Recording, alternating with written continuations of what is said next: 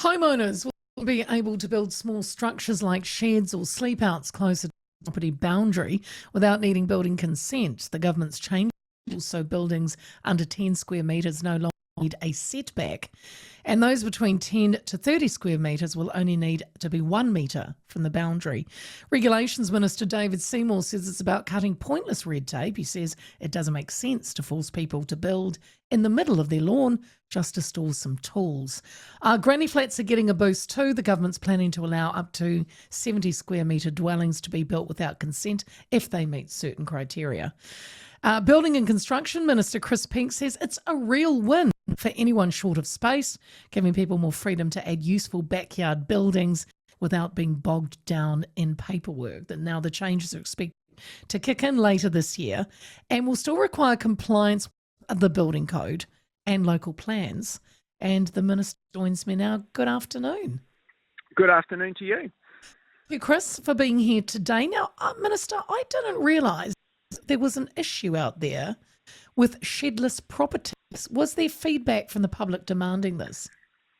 Yeah, well, we've heard from a few different people that this is an issue. And as you've rightly said in your introduction, the word came through initially through the tip line, the red tape tip line that David Seymour has set up. And it's in my area as Building and Construction Minister. So we put our heads together and thought, well, if we can make it easier for people to do a thing in their property that they would like to do, or in some cases are already doing, but unlawfully, then that'll be a win for them, but also make it easier for councils because we don't want them running around with the tape measure unnecessarily with little stuff like this when they've got much bigger fish to fry.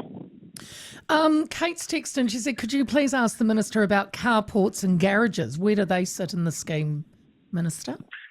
Yeah, well, we're not making any changes to what you're allowed to do in terms of carports or garages, but in the sense that it's actually on the square meterage, so up to 10 square metres, which is pretty small, and that's part of the point of the exercise to say, well, it's low risk in terms of, for example, the danger of fire spreading near to the boundary, and then 10 to 30 square metres, you can go just within a metre or up to a metre, and then granny flats up to 70 square metres, just a couple of metres away. So if you've got a carport with those dimensions, then you'll be, we're doing you a favour as well.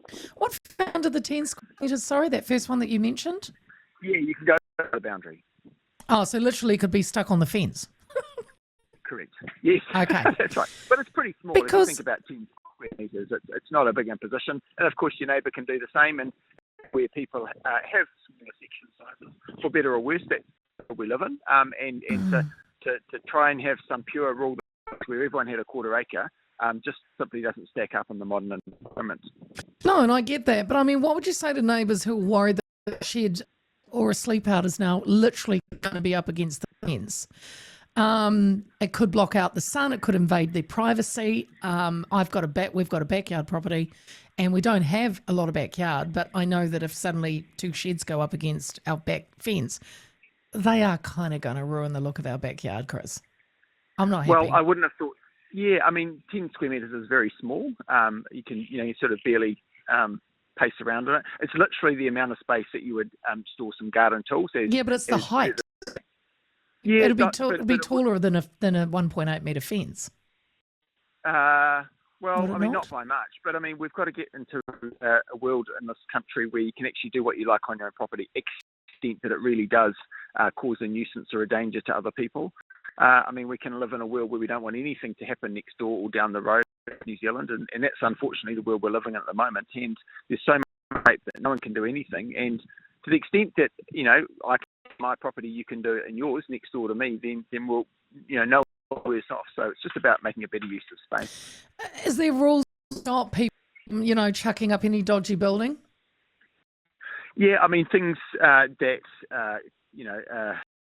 a building consent will still require a building consent, except in terms of the placement. So, if you've got something that needs to comply with the building code done by a licensed building practitioner, then they remain the same. But oftentimes we're literally just talking about a small, straightforward structure that's got walls and a roof, and it keeps your garden equipment dry. And I think the crazy thing about, some of the some of the rules that we've got at the moment is that they are so unreasonable that people don't comply with them, and all we're doing is making unlawful activity out of what's already going on. And frankly, we should all be much more worried about things that are a real world problem, whether it's building or other things that the council might want to spend its resources and your ratepayer money on. With the proposal, can we a quick look at the granny flats? They could be built without consent. They're a simple design. Yep. They still have to meet the building code, don't they? Also built by authorised builders. Does the council get notified? Yeah, look, Redden, first of all, you're right. They do still need to be built to the building code because we want to reduce the quality. It's about making life easier, not having, a low quality of the building. And a licensed building practitioner to be, what we call the chief, but also the sparky and the plumber and so on. They've all got to be qualified, registered professionals, and they've got some skin in the game. They've got a reputation, occupational license that they could lose if they don't do it well. The council's involvement. First of all, you'll need to let the council know you're in. Now, the council won't be able to say yes or no, but they will provide what's project information memorandum. And so that's got details so that you unwittingly whack something on top of underground sources, such as pipes, or in a flood-prone part of the property, and so on. So there's a bit of protection there, but also the professionals will need to provide the plans after the fact to the council, because of course we want the council to have the records of what's out there. And when a property is bought and sold, that information will follow the property and be available to an extent. Yeah, exactly.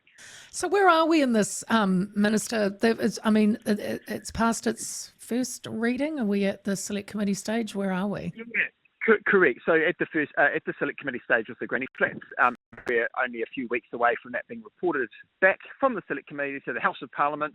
A couple more stages. To cut a long story short, we're only sort of a away from that coming into law, and then everyone will be able to go ahead and do it. And we think it'll be a big win for people who want to get a bit more value out of it already own, and of course provide some activity. Yes. Have you exactly. got a garden shed, Mr. Penk? What's on your property? I do. I do have a shed. garden shed, and it's Nice. suspiciously close to the boundary, so I'll be That's why joining thousands that's of why others. it's Yeah, conflict of interest kicking in. conflict of interest. I tell you, I'm far from alone on that. Nice. All right. Time, Chris. That is Chris Penk's the builder and building construction minister.